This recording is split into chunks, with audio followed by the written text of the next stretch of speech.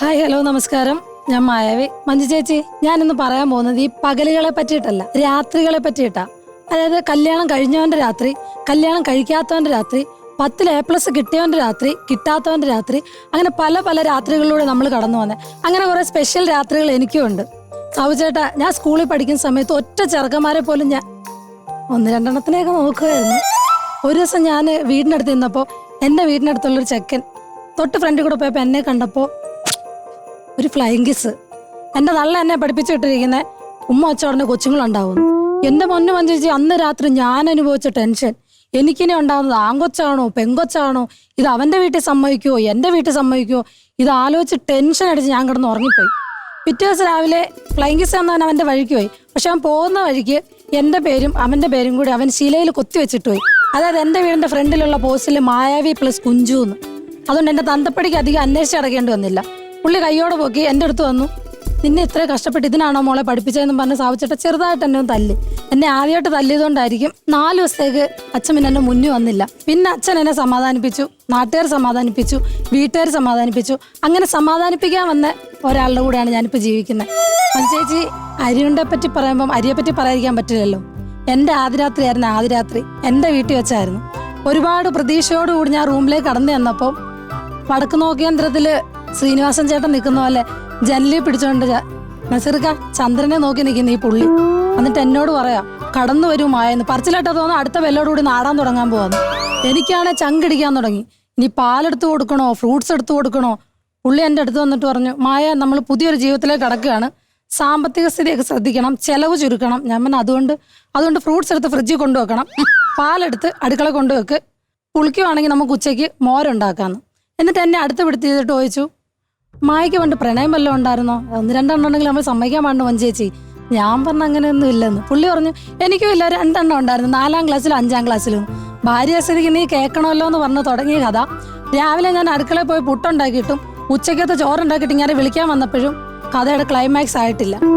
മഞ്ജു ചേച്ചി, ഞാനും അമ്മയും അച്ഛനും ചോറ് കഴിച്ചുകൊണ്ടിരുന്നപ്പം ഈ പുള്ളി ഒരു ഉരുള ചോറ് എൻ്റെ വായിൽ വെച്ചിട്ട് നാണമില്ലാത്ത ഈ മനുഷ്യൻ എന്നോട് പറയാം, ഇന്ന് വൈകിട്ട് ആവട്ടെ ഞാൻ കാണിച്ചു തരാമെന്ന്. ഞാൻ പിന്നെ എന്ത് 5ാം ക്ലാസ്സിലെ കഥ ബാക്കി പറയാനുണ്ടെന്ന്. ചേട്ടാ, അന്നത്തെ രാത്രി 5ാം ക്ലാസ് കൊണ്ടുപോയി. പക്ഷെ ആ രാത്രി എൻ്റെ അച്ഛൻ്റെ രാത്രിയാണ് ഞാൻ ചിന്തിച്ചത്. ഇല്ലാത്ത കടം മേടിച്ച് കല്യാണം നടത്തിയ എൻ്റെ അച്ഛൻ ചങ്കിടിപ്പോട് അപ്പുറത്ത് റൂമിൽ. ഞാനൊരു 2 മണിക്ക് വെള്ളം കുടിക്കാൻ ഇറങ്ങിയപ്പോൾ എൻ്റെ അച്ഛൻ ഡൈനിങ് ടേബിൾ ഇങ്ങനെ ഇരിപ്പുണ്ട്. ഇല്ലാത്ത കടം മേടിച്ച മോളെ നിന്നെ ഞാൻ കെട്ടിച്ചേന്ന്. ഞാനൊരു 3 ആയപ്പോൾ ടോയ്ലറ്റ് ടിപ്പാൻ ഇറങ്ങിയപ്പോൾ അച്ഛൻ അവിടെ ഇരിപ്പുണ്ട്. മോളെ, ഇല്ലാത്ത കടം മേടിച്ചാൽ നിന്നെ ഞാൻ കെട്ടിച്ചു വിട്ടേന്ന്. ഞാൻ രാവിലെ ചായ എഴുന്നേറ്റപ്പോഴും പുള്ളി ആ ഇരിപ്പിരിപ്പുണ്ട്. പൊന്നു മഞ്ജു ചേച്ചി, പുള്ളിക്കാരനൊരു 3 പ്രാവശ്യം ഇല്ലാത്ത കടം പറഞ്ഞതിൽ 2 മോതിരം 3 വളയും നിന്ന് നിപ്പിപ്പോയി. പിറ്റേന്ന് എൻ്റെ കെട്ടിയോൻ്റെ വീട്ടിൽ പോയി. അവിടെ ചെന്നപ്പോഴാണ് മഞ്ജു ചേച്ചി ശരിക്കും സിനിമ സ്റ്റൈലിലുള്ള ആദ്യരാത്രി. എൻ്റെ അമ്മായിമ്മ 1 ഗ്ലാസ് പാൽ എനിക്ക് കൊണ്ടു കൊടുക്കാൻ വേണ്ടി. ഞാൻ നോക്കിയപ്പോൾ പിന്നെ നാണം കൊണ്ടാണോ പാലിൻ്റെ ഭാരം കൊണ്ടാണോ എന്നറിയില്ല, കൈ കിടന്ന് കിലുകിലാ വിറയ്ക്കുക. എൻ്റെ കയ്യിൽ നിന്നൊരു തടവള ഊരി അങ്ങോട്ട് ഇട്ടപ്പോഴാണ് വിറയിലൊന്ന് നിന്നത്. ഞാൻ അകത്ത് കയറി ചെന്നപ്പം എൻ്റെ കെട്ടിയോൻ കട്ടിൽ കിടന്ന് അടിമുടി വിറയ്ക്കുന്നു. ഞാൻ ലോൺ എടുത്ത മായ കല്യാണം നടത്തിയെന്ന്. ഊരിയിടാൻ വേറെ വളയൊന്നും ഇല്ലാത്തതുകൊണ്ട് ഞാൻ ആ സൈഡിൽ മാറിയെങ്ങിരുന്നു. എന്നിട്ട് എന്നോടൊരു ചോദ്യം, ആദ്യരാത്രിയെ പറ്റി എന്താ അഭിപ്രായം? എൻ്റെ സാബുച്ചേട്ടാ, പോസ്റ്റർ കണ്ടിട്ട് സിനിമയുടെ റിവ്യൂ പറയാൻ പറഞ്ഞ അവസ്ഥ എൻ്റെ. എന്നിട്ട് എന്നോട് ചോദിക്കുക, നമുക്ക് കല്യാണം കഴിഞ്ഞ് എത്ര കുട്ടികൾ വേണമെന്നാണ്. ഞാൻ പറഞ്ഞൊരു 2. പുള്ളിക്ക് ഈഗോ അടിച്ചു. പുള്ളി പറഞ്ഞു, എങ്കിൽ എനിക്കൊരു 3. ഞാൻ വിട്ടുകൊടുക്കാൻ നസീർക്ക, ബാബുവിൻ്റെ മോളല്ലേ ഞാൻ പറഞ്ഞു 4.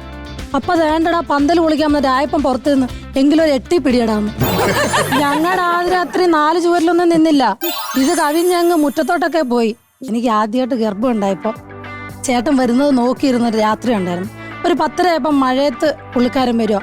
നസീർക്കാൻ ഒന്നും നോക്കിയില്ല, ഓടിച്ചെന്ന് കെട്ടിപ്പിടിച്ച് ഞാൻ പറഞ്ഞു, ചേട്ടാ ഞാനൊരു അമ്മയാവാൻ പോകുന്നു. സന്തോഷം കൊണ്ട് കുടം മടക്കി വെച്ചിട്ട്, വേണ്ടടാ, ഈ പുള്ളി ഒറ്റ കുതിപ്പിന് അപ്പുറം രമേശന്റെ വീട്ടില്. എന്നിട്ട് കൺഗ്രാറ്റ്സ് രമേശാന്ന്.